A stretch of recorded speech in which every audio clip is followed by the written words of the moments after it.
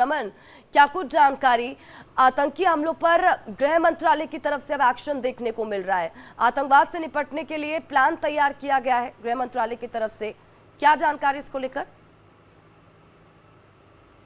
जी हाँ सौदी, देखिए जिस तरीके से जम्मू कश्मीर में back to back terror attacks जो हैं वो पाकिस्तान की तरफ से कराए जा रहे हैं, उसको लेकर अब भारत सरकार की तरफ से एक बड़ा एक्शन लेने की तैयारी जो है वो की जा रही है। दरअसल दूर दराज के जो इलाके हैं, जो पहाड़ी क्षेत्र हैं, जो जंगल के इलाके हैं, वहाँ पर विलेज डिफेंस ग्रुप के जो सदस्य हैं वो एक्टिवेट होते हैं और उन्हीं के माध्यम से उस इलाके की रक्षा जो है वो की जाती है। जब कहीं कोई सटीक जानकारी मिलती है तो फिर भारतीय सेना या फिर जम्मू कश्मीर पुलिस की रीइंफोर्समेंट जो है उस इलाके के अंदर भेजी जाती है। लेकिन प्राथमिक जो सुरक्षा का जिम्मा होता है वो विलेज डिफेंस ग्रुप के पास ही होता है और विलेज डिफेंस ग्रुप के पास अभी तक जो है वो 303 यानी कि सन 1965 और 47 के बीच में जो बंदूकें तैयार की गई थी वो बंदूकें उनको दी गई थी और वो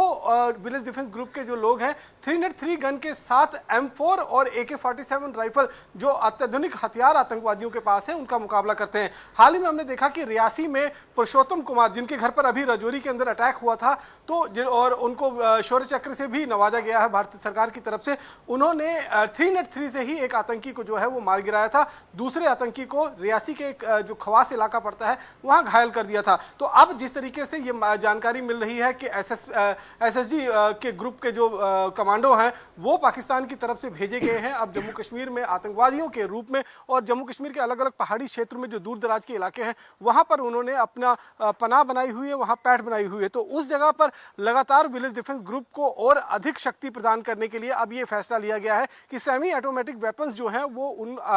विलेज डिफेंस ग्रुप के लोगों को प्रदान किए जाएंगे ताकि वो उस इलाके में रहते हुए अपने क्षेत्र की और ज़्यादा अच्छी तरीके से सुरक्षा कर सके और अगर कहीं उनका आतंकवादियों के साथ मुकाबला होता है तो वो टक्कर दे सके आतंकवादियों को जिस तरीके की जरूरत होती है। क्योंकि 303 से M4 American made assault rifle और AK-47 राइफल जैसी बंदूकों का अगर मुकाबला करना होगा तो वो बहुत ज़्यादा मुश्किल वाला काम हो जाता है। इसीलिए भारत सरकार ने जो विलेज डिफेंस गार्ड के लोग हैं उनको और ज़्यादा स्किल करने की कोशिश तो की जा रही है, के साथ साथ में उनको और अत्याधुनिक आधुनिक वेपन जो है वो देने की तैयारी की जा रही है ताकि अगर कहीं जरूरत पड़े तो विलेज डिफेंस गार्ड जो है वो आतंकवादियों के साथ सीधे तौर पर लोहा ले सके। लोहा वो वैसे भी लेते हुए नजर आ रहे हैं क्योंकि 303 जो गन उनको दी गई है उससे वो मुकाबला कर रहे हैं। लेकिन अगर उनके पास सेमी ऑटोमेटिक राइफल्स होंगी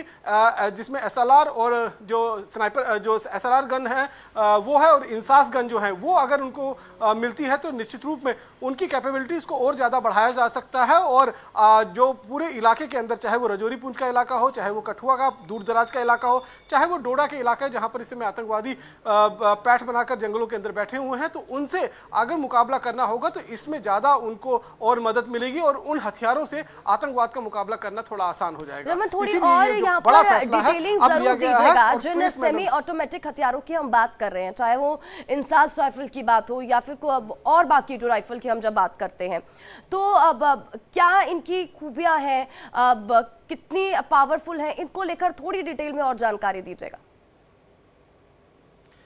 जी देखिए, अभी तक विलेज डिफेंस गार्ड के पास जो हथियार है वो एक कॉक करने के बाद एक ही राउंड फायर करता है। दूसरा राउंड फायर करने के लिए उनको दूसरा कॉक करना पड़ेगा। लेकिन अब जो हथियार देने की तैयारी की जा रही है ये हथियार ऑलरेडी भारतीय सेना के अंदर इंडेक्ट है, जिसमें अगर हम इंसास की बात करें या फिर SLR गन जो सेल्फ लोडिंग राइफल है उस गन की बात करें, ये इस गन में करीबन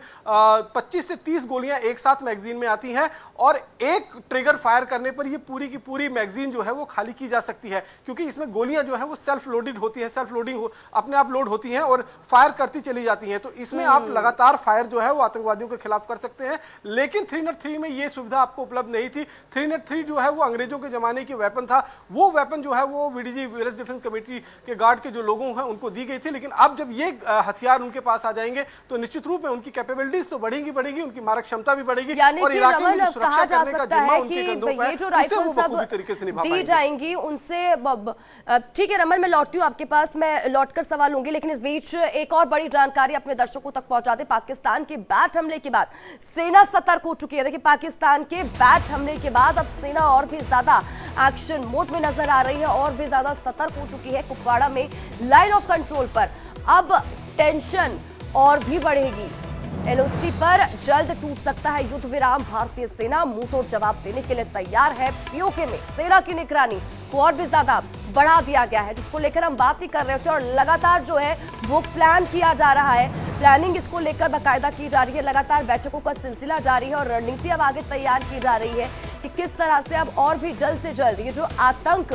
पूरी घाटी में फैला हुआ है उसका खात्मा किया जा सके। तो ये बड़ी जानकारी अपने दर्शकों तक पहुंचा रहे हैं कि पाकिस्तान के बैट हमले के बाद सेना अब सतर्क हो चुकी है और भी ज्यादा एक्शन मोड यहां पर लगातार देखने को मिल रहा है। कुपवाड़ा में लाइन ऑफ कंट्रोल पर टेंशन अब और भी ज्यादा बढ़ेगी। रमन लगातार हमारे साथ बने हुए हैं। रमन, लगातार हम बात कर रहे हैं, अब जिस तरह से हमारी सेना लगातार आतंक का सफाया करती हुई नजर आ रही है, इससे पहले हम राइफलों की भी बात कर रहे थे कि अब जो सुरक्षा बल है, जो हमारे जवान हैं, उनको दी जाएगी, यानी कि अब टारगेट करने में और भी ज्यादा आसानी होगी। थोड़ा बहुत जो समय लगता था, अब वो समय भी बिना समय के एक के बाद एक लगातार जब काउंटर अटैक किया जाएगा तो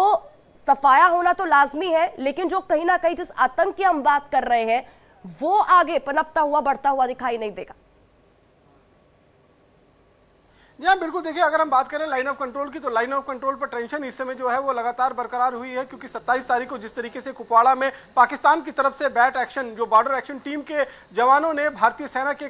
टुकड़ी पर हमला किया है और एक भारतीय सेना के जवान को उसमें शहादत हासिल हुई है, 4 से 5 जवान जो है उसमें जख्मी बताए जा रहे हैं। इस हमले के बाद अब भारतीय सेना ने भी जो है वो ऑफेंसिव मोड जो है अपने आप में अपनाने की जो है वो तैयारी कर ली है, क्योंकि भारतीय सेना कह रही है कि जिस तरीके से लगातार सीज फायर की आड़ में पाकिस्तान न केवल घुसपैठ करवा रहा है, आतंकियों की घुसपैठ लाइन ऑफ कंट्रोल या इंटरनेशनल बॉर्डर से करवा रहा है, बल्कि अब बॉर्डर एक्शन टीम के जवानों को भी भेजकर भारतीय सेना के जवानों को नुकसान पहुंचाने की कोशिश कर रहा है। तो ये बर्दाश्त नहीं किया जाएगा और इसी चीज को लेकर अब भारतीय सेना कहीं ना कहीं अपने जवानों की शहादत का बदला लेने के लिए पूरी तैयारी कर चुका है। और इसी तैयारी को देखते हुए इस समय अगर हम बात करें तो पाकिस्तान में पूरी तरह से हड़कंप मचा हुआ है। पाकिस्तान की सेना जो है वो इस समय घबराई हुई है, इसीलिए लगातार जो साउथ ऑफ पीर पंचाल का इलाका है, रजौरी और पुंछ का इलाका, जिसमें हम बात करें ततापानी का बात करें तो हेरेटा का बात करें या फिर और कई ऐसे इलाके हैं जहां पर इस समय पाकिस्तानी सेना ने सिविलियन इलाके के अंदर अपनी आर्टिलरी गन जो है रमन, बहुत बहुत शुक्रिया इन तमाम जानकारी के लिए।